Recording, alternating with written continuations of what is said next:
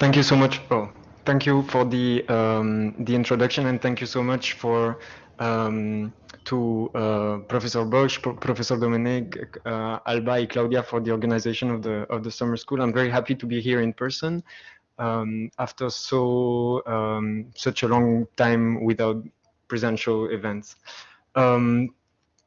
Today I will. The title of my presentation is "Can a change of paradigm in digital advertising preserve consumer autonomy?" How do you? Okay. So the purpose of my presentation is basically first to make a diagnosis, and the diagnosis is that digital advertising appears to hinder or to jeopardize consumer autonomy in market transactions, and then I will make a regulatory proposal in the form of a paradigm shift in regulatory intervention. So I will first introduce the subject, setting the stage, setting the scene. Then I will explain my overarching argument that consumer autonomy is in jeopardy in the age of AI. And I will take a special consideration for the digital advertising industry. Then I will explain how the traditional concepts that we use today and self-help remedies and enforcement are not very effective at protecting consumers in this context. And then I will make a suggestion for regulatory intervention. So and we've already discussed it during the summer school, but digital advertising is of course at the core of the digital economy. It's still the main business model for many companies online. And in this new data and digital economy, artificial intelligence is also used to track consumers and to process their data, to make profiles about them. This data is in turn used to feed AI systems that require huge amounts of data to better perform. And by the way, it's not a coincidence that the largest, the largest actors in the ad tech industry, Facebook and Google, are also some among the largest and the biggest developers of AI systems, because they have access to all that data and they can create performant AI systems. So consumers are being tracked online, but there is increased public awareness also of the importance of privacy and the fact that big tech actors interfere with consumer autonomy. The big tech actors are also conscious of that trend, and they use privacy as a marketing tool. Notably, Apple and Google both use privacy as a marketing tool. If you can see here on the image, a blog post by Google saying that they are building a privacy-first future for web advertising, which is funny because they themselves created this digital advertising industry, which relies heavily on personal data and on tracking of consumers, which creates new challenges for consumer protection and privacy. There's also authors who, especially, there's a recent article that will be published recently in the German Law Journal by Michael Will and Frederick Zuiderveen, who argued that real-time bidding in the digital advertising industry is basically incompatible with EU data protection law. And they argue very well in the paper that basically it doesn't the digital especially real-time bidding is contrary to the GDPR. It's not compatible. So another thing is that, and we've already discussed it too, but the main ad tech actors have significant market power. There are various antitrust investigations at EU level and in the US also and in other jurisdictions, which makes the issue more acute. And so I will suggest a paradigm shift, despite the the recent entry into force of 3 years ago of the GDPR. There is already regulatory intervention with the digital service proposal for a digital service act that is in the legislative pipeline, and in a recent draft report, a recent report by the European Parliament's committee that is in charge of assessing the proposal, the rapporteur believed and expressed that she believed that the pervasive collecting and use of users' data to provide targeted, micro-targeted and behavioral advertising was spiraling out of control. So at European level, the legislators are also conscious of this, the negative effects of the digital advertising industry.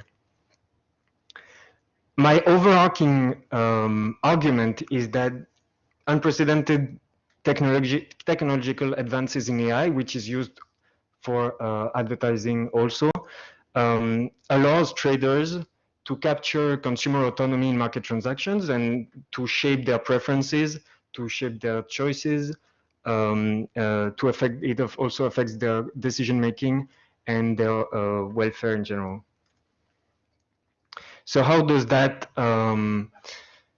happen in practice? If you look at transactions as flowing processes, before even any transaction, upstream actors, companies are profiling consumers online. They are targeted. They are advertising. They use targeted advertising, and that affects their autonomy.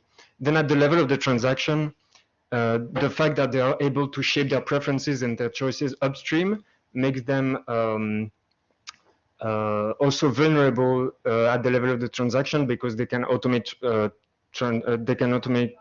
transactions, and they can also price discriminate because they know their customers so well.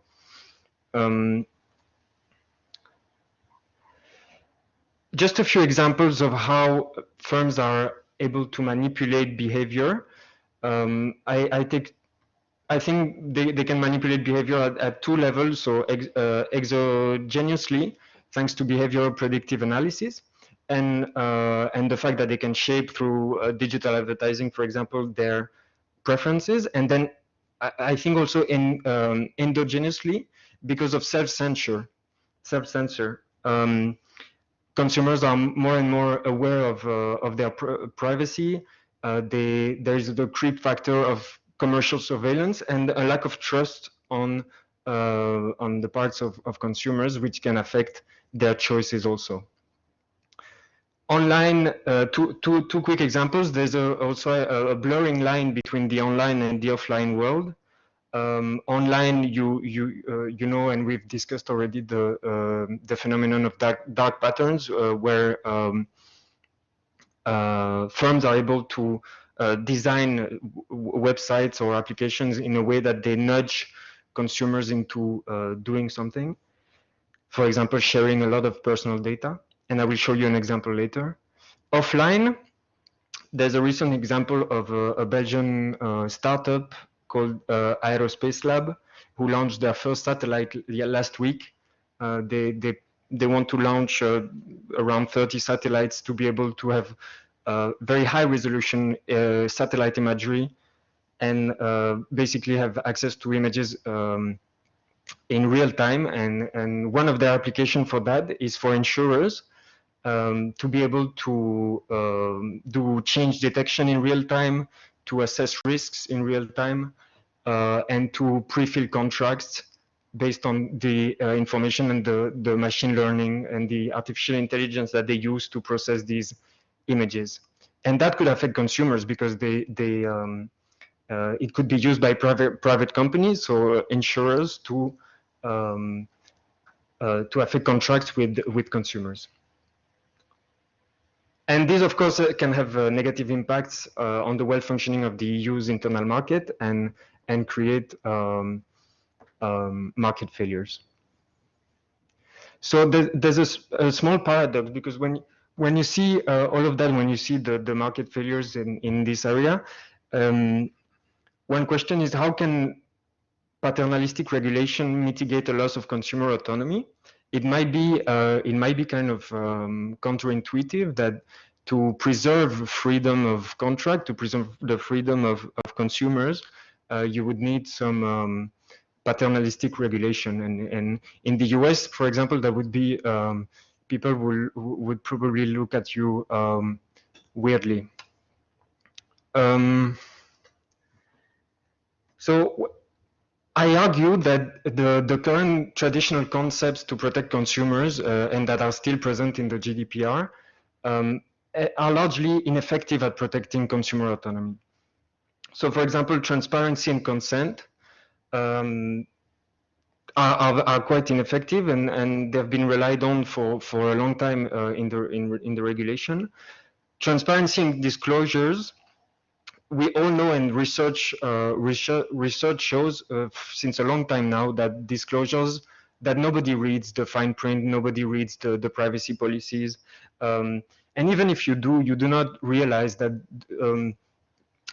giving up all your personal data now can have an impact on your mortgage, on your insurance policies, or on your employment contract. Consent is also usually not very well informed. For the same reason, also, consumers do not realize the impact that their data collection can have later on, and that is very well documented in the literature. Also, private enforcement of the GDPR rights and data protection rights in general is not very attractive for consumers. It's usually small claims, and they face actors that have very deep pockets for litigation. Public enforcement is ineffective at addressing these issues. I mean, largely ineffective because of technical constraints. We've talked about the black box problem of algorithms. It's very difficult to monitor how they work. It's difficult to monitor compliance. Arguably, there's a faulty GDPR institutional framework. The European Commission is initiating infringement proceedings against Ireland for its the Data Protection Authority, which we've also discussed it during the summer school, is not very proactive. It is slow. It doesn't have the technical expertise to enforce the GDPR. And so, with the one-stop shop framework, they are not really effective at enforcing GDPR rights for the main actors that are established there. There's also a lack of independence sometimes of data protection authorities. That is the case for Belgium, for example. There are talks that the EU will initiate also infringement proceedings against Belgium because its data protection authority is not sufficiently independent. And there was a recent scandal about that in Belgium. Self-help remedies are similarly not very ineffective. If you use Safari, the web browser, you know that since a few years, they've been implementing anti-tracking systems, which allows you to see what websites track you, how they track you, what trackers they use. The usual suspects are Google, Facebook. And here, that's from my web browsing history. 60% of the website that I visited were incorporating trackers. Paradoxically, Google and Apple are portrayed as the biggest privacy regulators. Sometimes there are press articles about portraying Apple and Google as the biggest privacy regulators because they basically decide themselves what privacy is and how they can regulate it on their big platforms. This is an example of how consent and transparency is not very effective. If you enter facebook.com, you have a banner and you need to accept all of the cookies. Otherwise, you need to go in the settings. But then in the settings, the only button that you have is accept all cookies.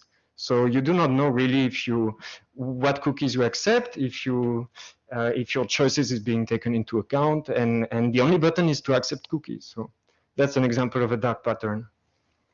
So my proposal is a paradigm shift to implement privacy by default instead of vulnerability by default for consumers. There's a need, in my opinion, to re-equilibrate the regulatory focus.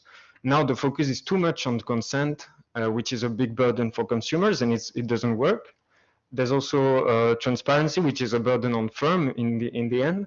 But a new requirement under the GDPR is also privacy by design. So the fact of implementing privacy in not only, I mean, I will give some examples. For example, in web design, in doing anonymization. But it doesn't.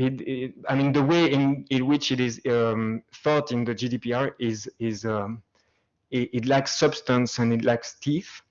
For example, anonymization is not a solution either, because literature also shows paper after paper that anonymization is almost impossible.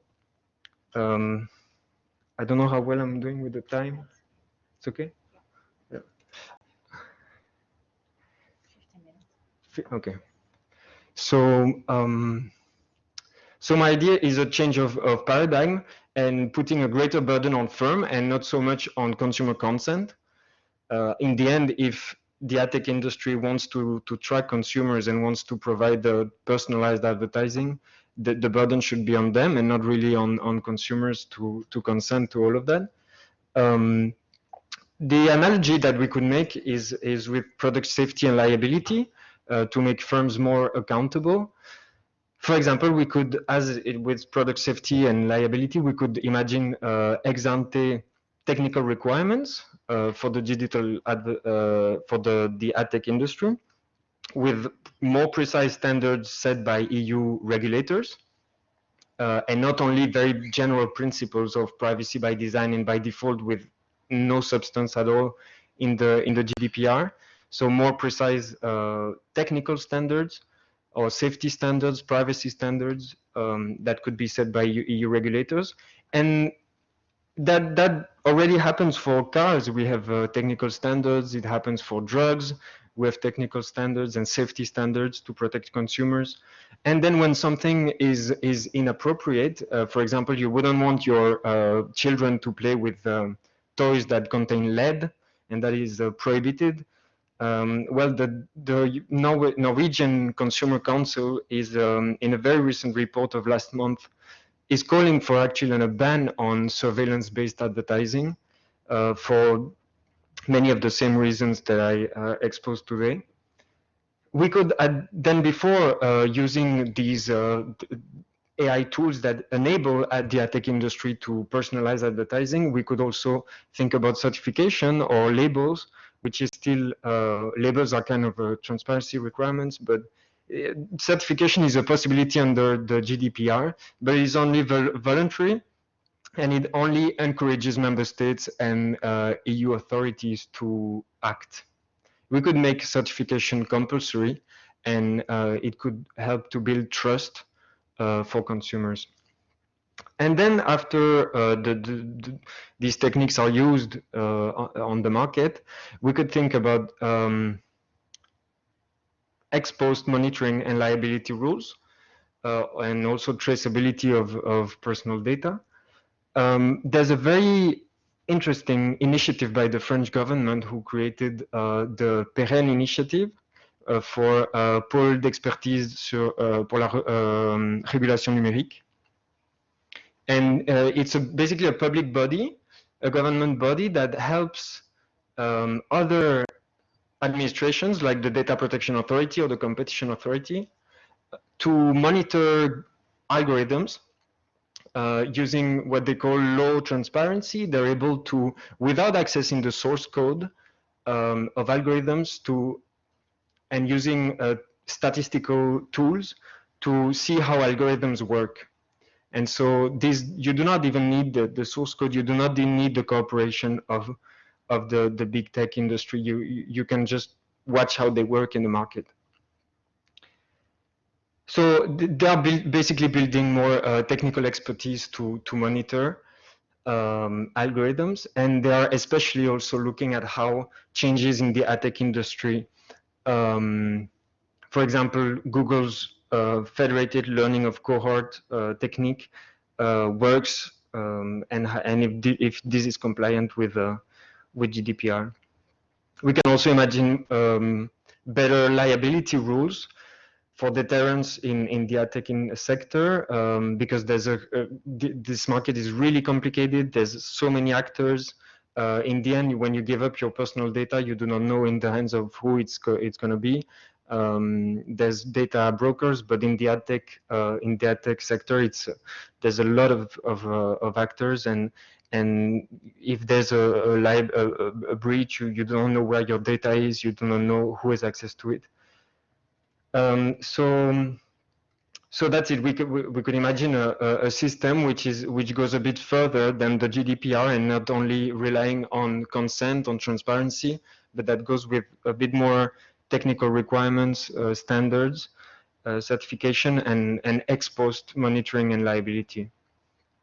So in conclusion, I've tried to explain how AI-based behavioral advertising poses a threat to consumer autonomy, how transparency and consent are, in my opinion, not enough to protect consumer autonomy in this context, how enforcement is still faulty, and why I believe that in this context that has been going on for years, we need a paradigm shift that could restore and protect consumer autonomy in the ad tech industry.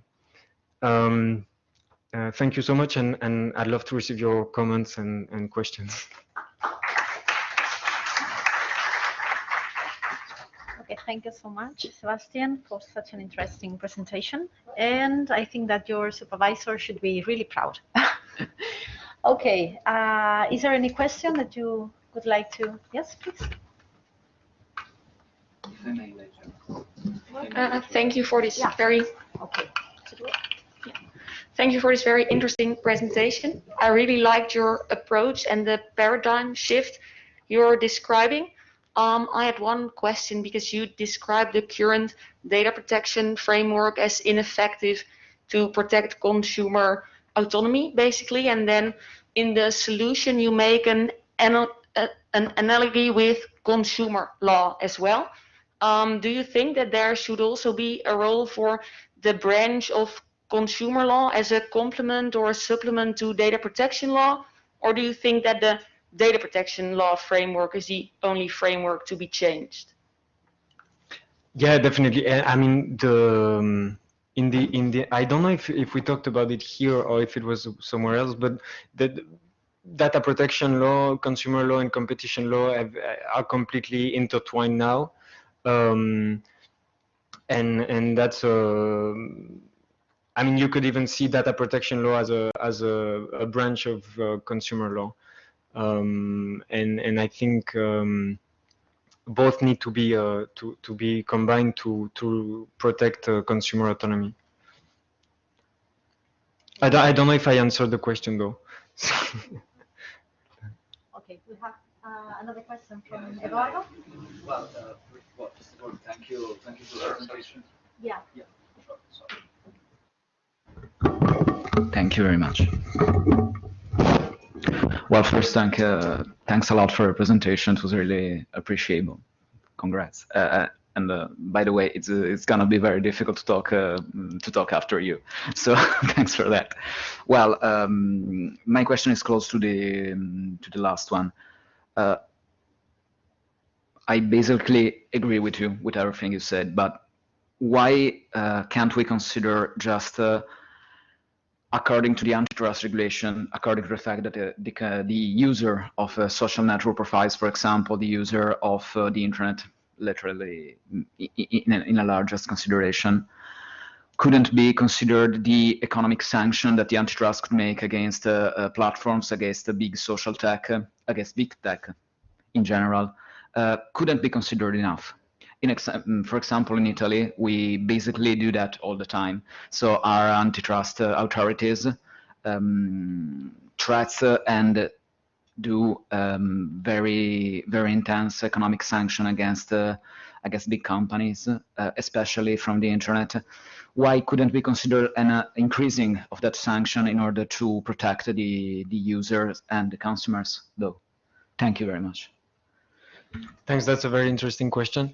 Italy has the particularity that the competition authority is also coupled with the consumer authority, consumer protection authority. That is not the case in all countries. But I think antitrust is not enough to resolve these issues, because antitrust is not focused on privacy also. And well, it's also happening and we've discussed it a few days ago, it's also happening with the Facebook case at the German competition authority, which relied on data. I mean, they were saying that Facebook abused its dominant position by using personal data and its social plugins and stuff like that. But I think it's not enough to protect privacy as such. And consumer autonomy. It's only for, I mean, it would require a whole analysis and see, but I think it's not enough. Thanks. Thank you. Is there any other question? Yes, Mireia?